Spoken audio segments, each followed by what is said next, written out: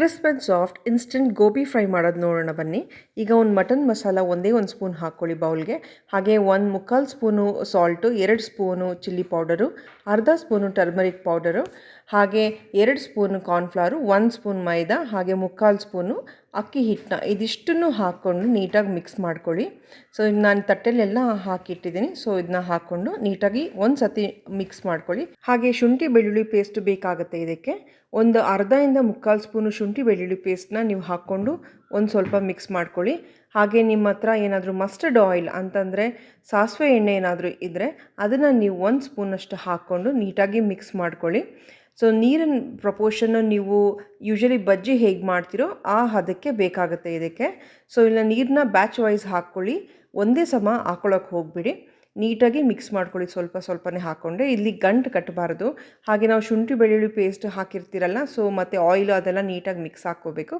So ನೋಡ್ಕೊಳ್ಳಿ, ನನಗೆ ಇನ್ನು ಸ್ವಲ್ಪ ಈ ಹದಕ್ಕೆ ಸಾಕಾಗುತ್ತೆ. ಹಾಗೆ ನಾನು ಕ್ಲೀನ್ ಮಾಡ್ಕೊಂಡಿರೋ ಕಾಲಿಫ್ಲವರ್ನ ಹಾಕ್ಕೊತಾ ಇದ್ದೀನಿ, ಹೂಕೋಸನ್ನ. ಅದನ್ನ ನೀವು ಉಪ್ಪು ಹಾಕ್ಕೊಂಡು ಅರಶಿನ ಹಾಕ್ಕೊಂಡು ಬಿಸಿ ನೀರಲ್ಲಿ ಒಂದು 10 ನಿಮಿಷ ಬಿಟ್ಬಿಟ್ಟು ಆಮೇಲೆ ತೆಕ್ಕೊಂಡು ನೀರೆಲ್ಲ ಸೋರ್ದ ಮೇಲೆ ಈ ಥರ ಮಿಕ್ಸಿಗೆ ಹಾಕ್ಕೋಬೇಕು. ಒಂದು 10-15 ನಿಮಿಷ ಮ್ಯಾರಿನೇಟ್ ಮಾಡಿ, ಅಥವಾ ನಿಮ್ಗೆ ಅರ್ಜೆಂಟ್ ಇದ್ರೂ ಮಾಡ್ಕೋಬೋದು. ಇಲ್ಲಿ ನಾನು ಚಿಕ್ಕ ಬಾಣಲೆ ತೊಗೊಂಡೋದಕ್ಕೆ ಎಣ್ಣೆ ಹಾಕ್ಕೊಂಡು ಈಗ ನಾನು ಚೆನ್ನಾಗಿ ಕೋಟ್ ಆಗಿರುವಂಥ ಕಾಲಿಫ್ಲವರ್ನ ಹಾಕೋತಾ ಇದ್ದೀನಿ. ನೀವು ಉಪ್ಪನ್ನ ಖಾರನೆಲ್ಲ ನೋಡ್ಕೊಳ್ಳಿ. ಖಾರ ಕರೆಕ್ಟಾಗಿತ್ತು, ಆದರೆ ಉಪ್ಪನ್ನ ಒಂಚೂರು ಕಮ್ಮಿ ಹಾಕ್ಕೋಬೇಕಾಗತ್ತೆ ನೀವು. ಇದನ್ನ ತಕ್ಷಣ ನೀವು ಸೌಟು ಆಡ್ಸೋಕ್ಕೆ ಹೋಗ್ಬಿಡಿ ನೀವು ಹಾಕಿದ್ಮೇಲೆ, ಯಾಕಂದರೆ ಸೌಟು ಅಂಟ್ಕೊಬಿಡುತ್ತೆ, ಅದು ಸಾಫ್ಟಾಗಿರುತ್ತೆ.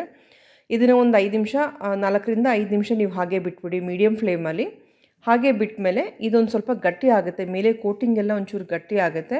ಗಟ್ಟಿ ಆದಮೇಲೆ ಬಬಲ್ಸ್ ಕಮ್ಮಿ ಆಗುತ್ತೆ ನೋಡಿ. ಬಬಲ್ಸ್ ಕಮ್ಮಿ ಆದಮೇಲೆ ಸೊ ಇದೊಂದು ಸ್ವಲ್ಪ ಕಲರ್ ಚೆಕ್ ಮಾಡ್ಕೊಳ್ಳಿ ನೀವು. ಒಂದು ಸ್ವಲ್ಪ ಗಟ್ಟಿ ಆಗಿರಬೇಕು, ಸಾಫ್ಟ್ ಆಗಿರಬಾರ್ದು. ಹಾಗೆ ಒಂಚೂರು ಡಾರ್ಕ್ ಕಲರ್ ಬರೋವರೆಗೂ ನೀವು ಕಾಯಬೇಕಾಗತ್ತೆ. ಸೊ ಇಲ್ಲಿ ನಾನು ಒಂದು 5 ನಿಮಿಷ 6 ನಿಮಿಷ ನಾನು ಟೈಮ್ ತೊಗೊಂಡಿದ್ದೀನಿ ಇದನ್ನು ಕುಕ್ ಮಾಡೋದಕ್ಕೆ.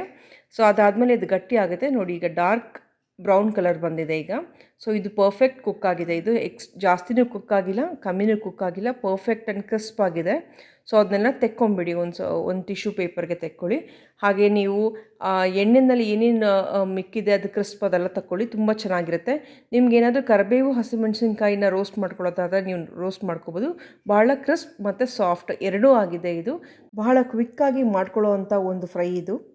ಗೋಬಿ ಫ್ರೈ ಇಷ್ಟ ಆಗಿದ್ರೆ ಲೈಕ್, ಸಬ್ಸ್ಕ್ರೈಬ್ ಮಾಡಿ. Thank you.